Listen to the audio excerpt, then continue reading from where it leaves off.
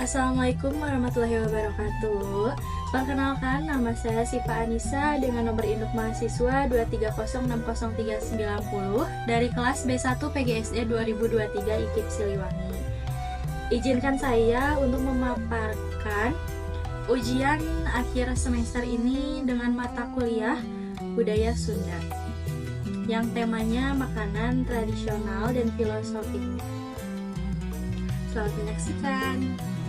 Dalam kesempatan kali ini kami mengajak Anda untuk menelusuri salah satu kekayaan budaya yang menjadi identitas masyarakat Tatar Sunda, yaitu makanan khas Sunda.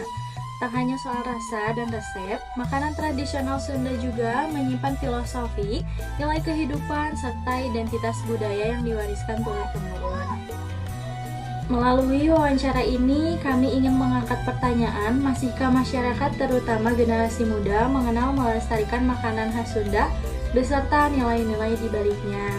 Untuk itu, kami akan berbincang langsung dengan beberapa narasumber dari berbagai kalangan, mulai dari UMKM kuliner hingga generasi muda sendiri. Pertama-tama, saya akan memulai wawancara di anak generasi muda saat ini. Dan untuk cuplikannya di next video. Selamat menonton. Ya teh, izin wawancara. Ada beberapa pertanyaan kebetulan. Ini tentang materinya tentang makanan adat tradisional di Sunda ya. Nah, yang pertama itu ada, Teteh bisa menceritakan makanan khas Sunda apa yang Teteh sukai saat ini dan alasannya itu apa? Saat ini lagi suka sama surabi. Yang pertama karena emang dari dulu suka, apalagi sekarang suka karena udah banyak topping. Kan dulu cuma ada kinca paling, kalau enggak oncom. Sekarang kan ada keju, coklat dan lain-lain. Selain itu ya kami suka manis. Masih Teteh lanjut ke pertanyaan yang kedua. Menurut Teteh, apakah makanan adat tradisional Sunda ini masih relevan dan menarik untuk generasi anak muda? Sangat menarik karena kenapa? Apalagi di generasi muda saat ini ya, makanan zaman dahulu gitu yang terhitung makanan tradisional dahulu udah beradaptasi dengan makanan zaman sekarang, kayak misalnya surabi yang dulunya asalnya emang cuma 2 rasa, sekarang jadi beranjak makin mengikuti perkembangan zaman modern seperti keju, entah itu kejunya ditambah jadi keju mozzarella dan lain-lain. Jadi untuk makanan tradisional itu untuk saat ini di generasi muda masih sangat relevan banget. Nah Teh, jadi untuk pertanyaan selanjutnya, apakah Teteh tahu filosofi atau nilai-nilai di balik makanan surabi yang Teteh ceritakan tersebut? Untuk filosofi banyaknya nggak tahu banyak, cuman seenggaknya tahu asal usul surabi. Sedikitnya surabi itu berasal dari Jawa Barat, tepatnya Sunda, yang dulunya itu adalah disebut gorengan.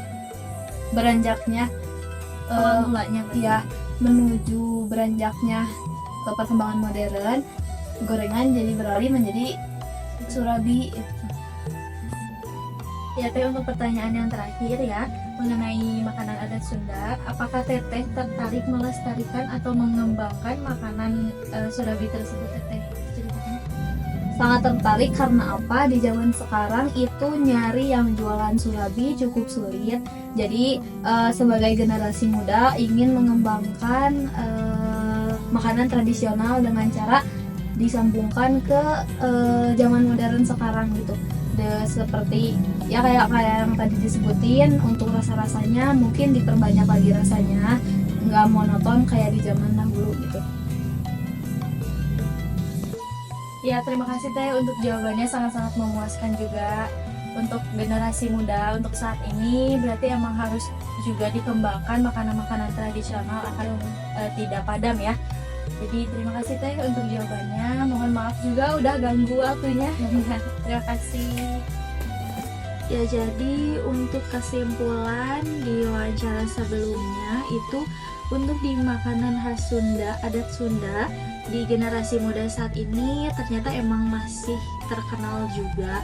Namun pada zaman sekarang itu jarang banget ya yang suka dengan makanan khas Sunda saat ini. Jadi untuk kita segeralah untuk melestarikan makanan khas Sunda.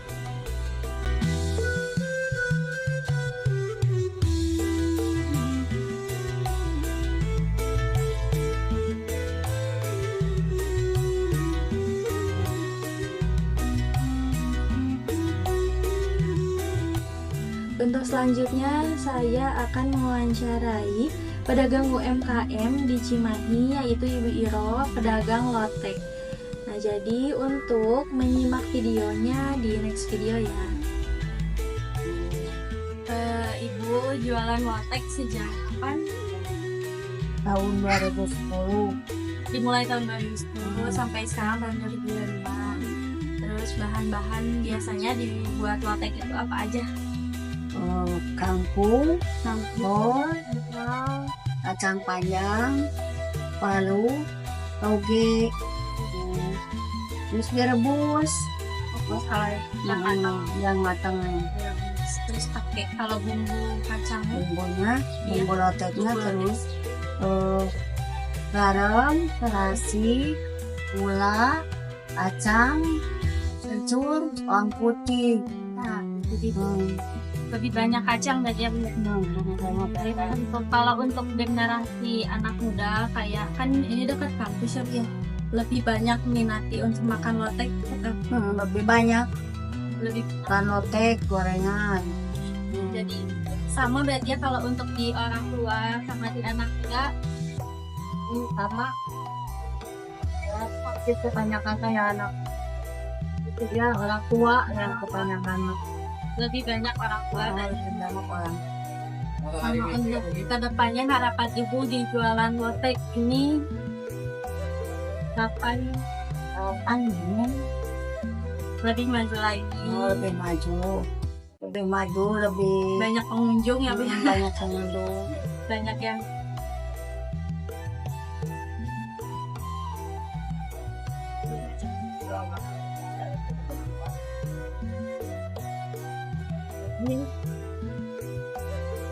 mohon maaf untuk sebelumnya itu tidak menjelaskan tentang memiliki filosofi dalam lotek. Jadi filosofi yang mendalam tentang kehidupan masyarakat Sunda itu yang pertama, keberagaman dan kesatuan. Campuran berbagai jenis sayuran dan lotek melambangkan keberagaman dan kesatuan.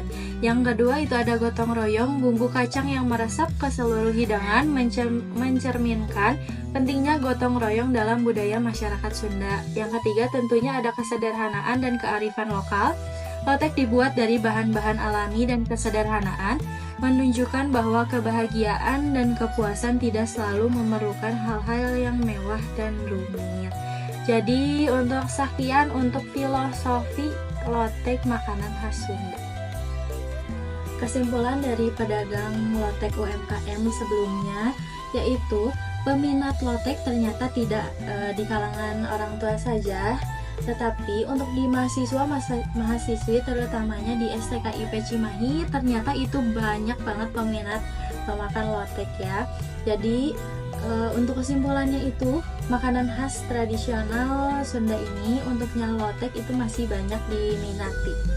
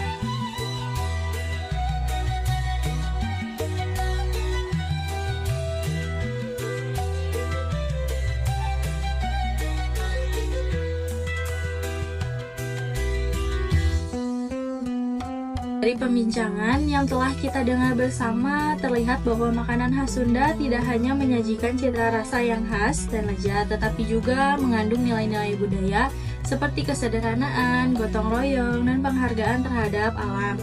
Filosofi tersebut terwujud dengan cara penyajian, bahan-bahan alami, serta kebersamaan saat menyantapnya.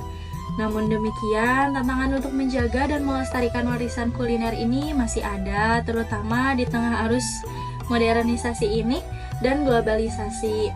Peran keluarga, saudara, pelaku usaha, dan media sangat penting dalam memperkenalkan kembali makna-makna di balik setiap suapan makanan khas Sunda ini. Mari kita bersama-sama menjaga warisan budaya ini agar tidak sekadar menjadi kenangan, tetapi tetap hidup dan relevan di masa kini dan masa depan.